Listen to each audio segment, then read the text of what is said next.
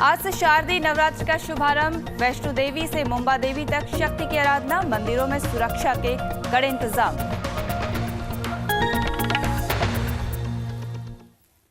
नमस्कार, मैं हूं ममता कांडपाल।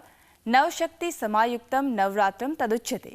नव शक्तियों से जो रातें युक्त होती हैं उन्हें नवरात्र कहा जाता है।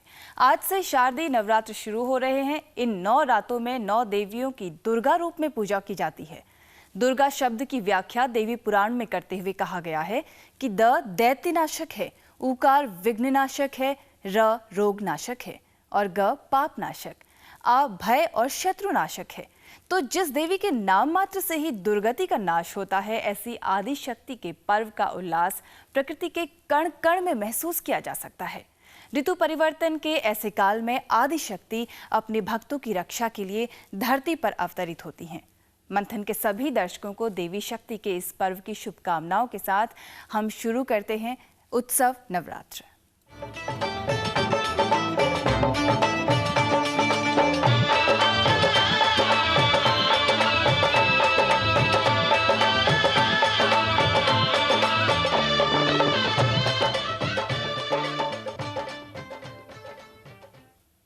और आइए अब सबसे पहले आपको दर्शन कराते हैं जम्मू के त्रिकुटा पर्वत पर बसी माता वैष्णो देवी के।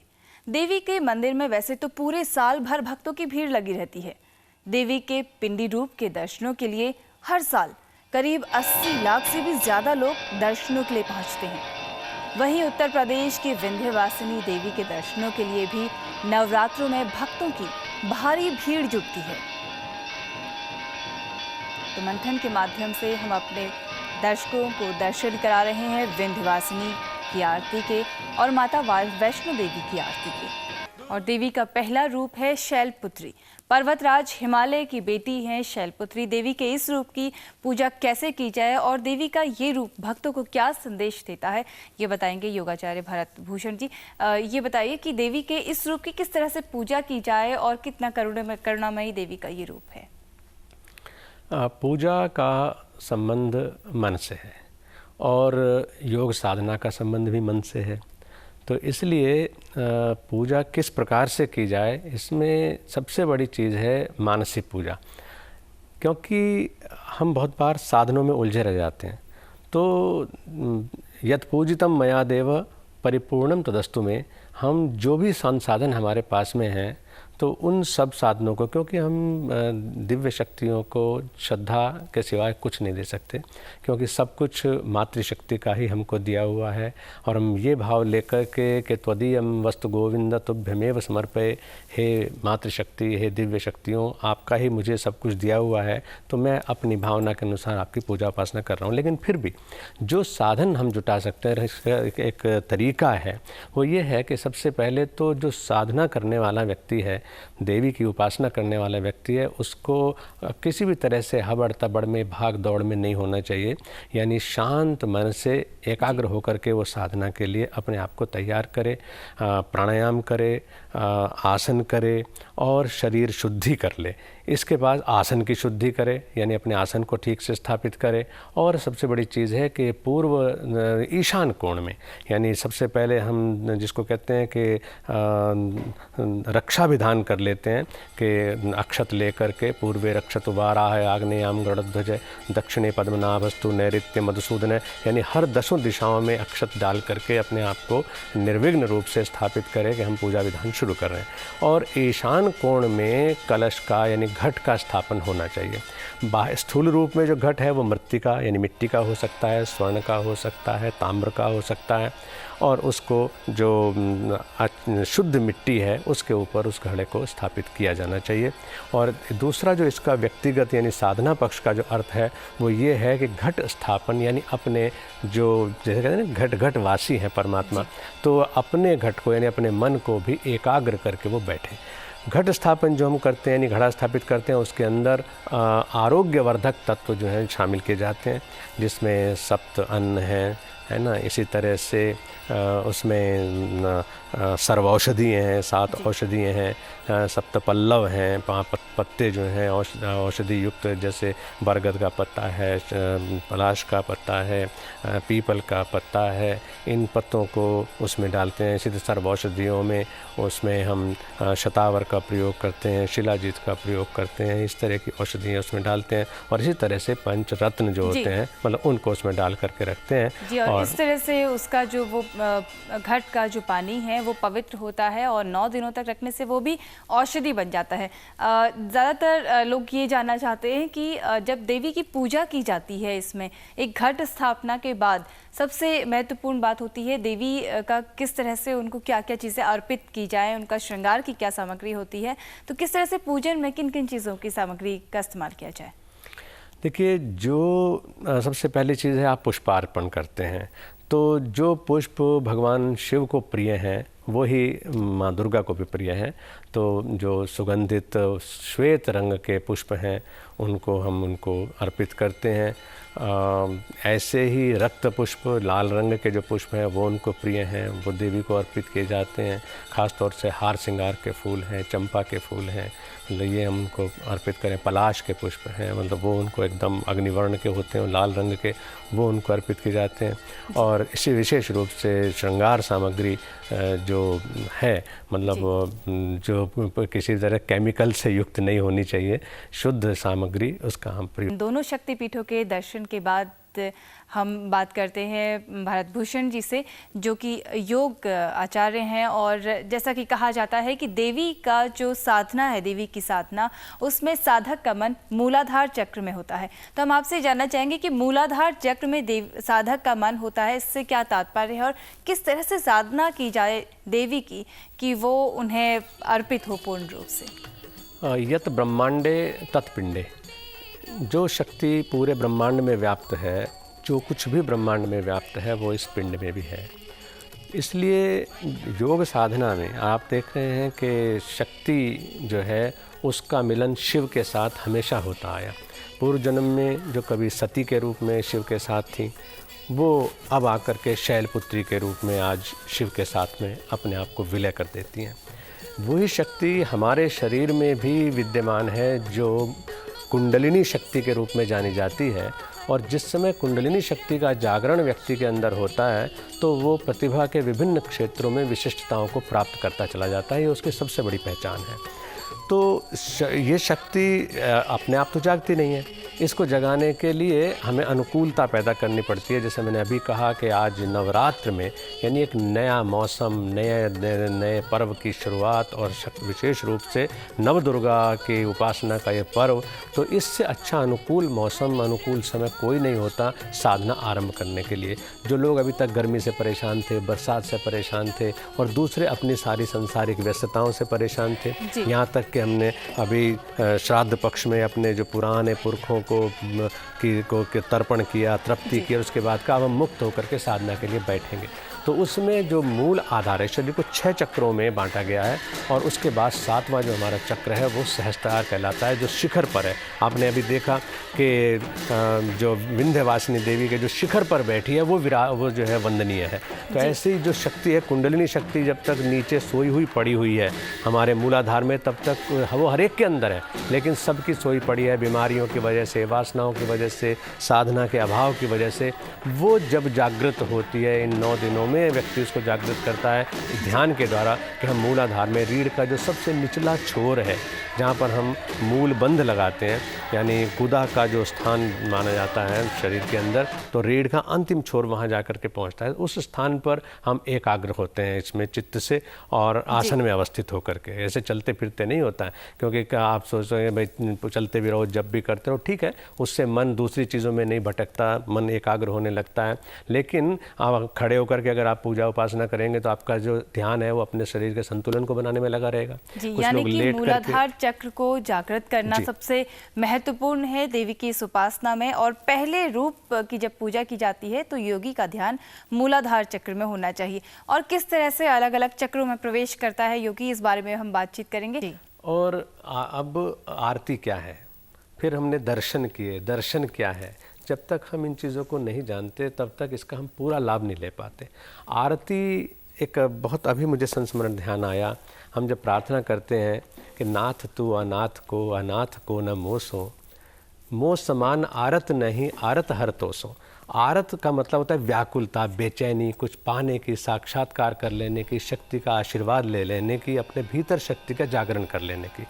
तो उस प्रोसेस में, यानी उस व्याकुलता में जो कृत्य हम करते हैं, चाहे हम पुष्पहार अर्पित करते हैं, देवी को स्नान कराते हैं, उनको हम वस्त्र धारण कराते हैं, उनका जो है विभिन्न तरीक़ों से पूजा अर्चन करते हैं, और यहाँ तक कि हम कुमारी जो हमारी बच्चियाँ हैं उनके अंदर देवी का दर्शन रूप देख करके उनको हम तृप्त करते हैं पत्र पुष्प और आभूषण आदि के द्वारा, वो सब कार्य जो है वो सच्ची आरती कहलाती है।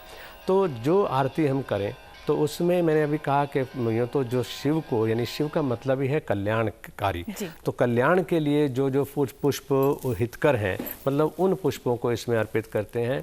और सबसे बड़ी चीज़ ये है कि जो घट स्थापन भी करें, विधि विधान से अगर हम किसी कार्य को नहीं करते तो उसमें परफेक्शन नहीं आता है। मतलब घट स्थापन करने में जो सामने हमने घड़ा लगाया है, कलश स्थापित किया है, उसमें सर्वौषधियाँ भी दी हैं, लेकिन उसको हम मंत्र के साथ में विधिवत करें तो बहुत अच्छी बात है। इसी तरह से जो पुष्पार्चन करते हैं तो वो हम मंत्र के द्वारा करें, तो चाहे अखंड दीप जलाते हैं तो अखंड दीप भी हम दीप प्रज्वलित करें और उसके साथ उसे मंत्र के द्वारा करें, तो उसमें क्योंकि मन का तंत्र जुड़ जाता है, उसके साथ में एक व्यवस्था बन जाती है। यानी तो देवी के साथ देवी उपासना में मन का तंत्र भी जुड़ना ज़रूरी है। अखंड दीप जलाया जाता है, नवग्रहों की स्थापना की जाती है, लेकिन जब तक ये सभी आपकी श्रद्धा मन से ना जुड़ी हो तब तक वो देवी को पूर्ण रूप से अर्पित नहीं होती है। हम बात करेंगे देवी को और क्या क्या सामग्री अर्पित की जाती हैं, किस तरह से देवी की पूजा अर्चना करनी चाहिए और घट स्थापना के क्या नियम होते हैं, लेकिन एक छोटे से विराम के बाद। आने से पहले भी कुछ नियम होते हैं जिनका पालन करना चाहिए। देखिए, प्राय हम लोग बाहर की तरफ दौड़ते रहते हैं और ध्यान में, साधना में मन नहीं लगता है, क्योंकि जो सारे साल जो अभ्यास किया वही तो हमारा इस समय अभ्यास होगा। तो इसलिए उस जो बाहर का तरफ का बिखराव है उसको अंदर की ओर लाने के लिए, जिसको हम प्रत्याहार बोलते हैं योग की भाषा में, कि इंद्रियों के विषयों से मन को हटा करके अपने तरफ आप उसको रुख दे दें। तो इसके लिए ज़रूरी है कि ये साधन हम करते हैं, जिसमें अखंड ज्योति जलाने से सबसे बड़ा लाभ ये मिलता है कि एक तो नेत्र ज्योति हमारे विकसित होती है, दूसरी चीज़ ये है कि त्राटक का अवसर हमें मिलता है जो कि योग का एक बहुत महत्वपूर्ण हिस्सा है, और तीसरी सबसे बड़ी चीज़ ये होती है कि हमारा ध्यान बराबर उसमें लगा रहता है कि ज्योति कहीं मंद ना हो जाए, ज्योति कहीं। रातों में 9 देवियों की दुर्गा रूप में पूजा की जाती है। दुर्गा शब्द की व्याख्या देवी पुराण में करते हुए कहा गया है, द दैत्य नाशक है, उ विघ्न नाशक, र रोग नाशक, ग पाप नाशक और आ भय और शत्रु नाशक है। यानी जिसका नाम ही दुर्गति नाशिनी है, ऐसी देवी दुर्गा की भक्ति करके भक्त जीवन के सभी दोषों से, विकारों से मुक्त हो जाता है। शारदीय नवरात्रों में वसंत और शरद नाम के 2 भयंकर दानव रोगों का कारण बनते हैं। ऋतु परिवर्तन के ऐसे काल में शरीर में वात, पित्त और कफ का संतुलन बिगड़ने से कई तरह की महामारी, ज्वर, कफ, खांसी फैलती है। इसीलिए इन दिनों व्रत का विधान है।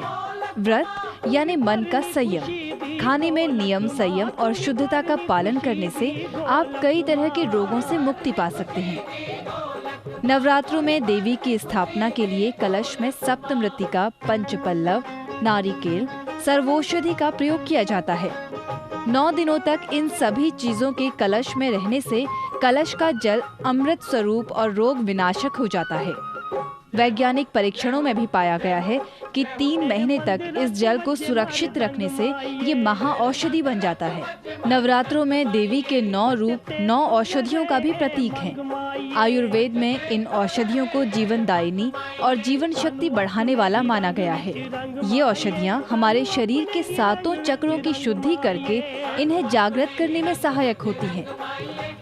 कुंडलिनी के रूप में विद्यमान विभिन्न शक्तियों को शरीर में जगाया जाता है। इसके लिए देवी स्वरूपा वन औषधियों का आशीर्वाद लेना भी जरूरी है। देवी का पहला रूप शैलपुत्री है। हरितिका यानी हरण इनकी औषधि है। देवी के पहले रूप की उपासना में योगी का ध्यान मूलाधार चक्र में रहता है। देवी का दूसरा रूप है ब्रह्मचारिणी। इनकी औषधि है ब्राह्मी, जो आयुवर्धक है। ब्राह्मी को सरस्वती भी कहा जाता है। इनकी साधना में योगी का स्वाधिष्ठान चक्र जागृत रहता है और ब्राह्मी का सेवन करने से स्मरण शक्ति बढ़ती है। देवी का तीसरा रूप है चंद्रघंटा। इनकी औषधि है चंदुसूर। धनिये के समान ये औषधि शरीर की चर्म को कम करती है और मणिपुर चक्र को जागृत करती है, जो 72,000 नाड़ियों का पोषण करता है। देवी का चौथा रूप है कूष्मांडा। इनकी औषधि है कूष्मांड यानी पेठा। देवी के इस रूप की पूजा का संबंध साधक के अनाहत चक्र से है। देवी का पांचवा रूप स्कंद माता है। इन्हें उमा भी कहते हैं। अलसी इनकी औषधि है, जो वात, कफ, पित्त रोगों को दूर करती है। देवी की साधना में साधक का मन विशुद्धाख्य चक्र में रहता है। देवी का छठा रूप है कात्यायनी। देवी के इस रूप से आयुर्वेद में कई औषधियों को जोड़ा गया है। कंठ दोष को दूर करने वाली अंबालिका या मोइली इनमें से एक है। इस रूप की साधना में लीन साधक आज्ञा चक्र को जागृत कर लेता है। काल के भी मन में भय पैदा कर देने वाली देवी का सातवां रूप कालरात्रि है। नागदौन इनकी औषधि है।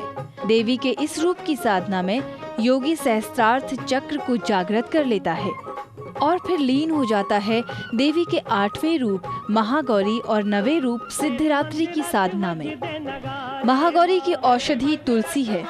तुलसी का सेवन हमारे शरीर को विकारों से बचाता है और सिद्धिदात्री देवी की औषधि शतावर या अश्वगंधा मानी गई है, जो कि हमारे शरीर की शक्ति को बढ़ाती है। देवी साधना, योग और आयुर्वेद का ये संगम हम में पर्यावरण और प्रकृति के संरक्षण की भावना भी जागृत करता है। तो इस बार अश्विन मास के नवरात्रों को देवी को समर्पित करते हुए इसके धार्मिक और वैज्ञानिक पक्ष को ध्यान में रखें और पूजन के अलावा खान पान में भी नियमों का पालन करें और मन के साथ साथ तन को भी स्वस्थ रखें। ममता कांडपाल, जी न्यूज़, दिल्ली। तो देवी पूजन और देवी से जुड़ी हुई औषधियाँ हमारे शरीर को भी स्वस्थ करती हैं, हमारे मन को भी स्वस्थ करती हैं। और योगाचार्य भारत भूषण जी हमारे साथ इस वक्त मौजूद हैं, जो कि हमें इन औषधियों के दिव्य रूप के बारे में भी बताएंगे। ये बताइए कि जैसे देवी के 9 रूप हैं, उनसे जुड़ी हुई ये जड़ी बूटियाँ भी हैं, जो कि हमारे शरीर के अलग अलग चक्रों को जागृत करती हैं।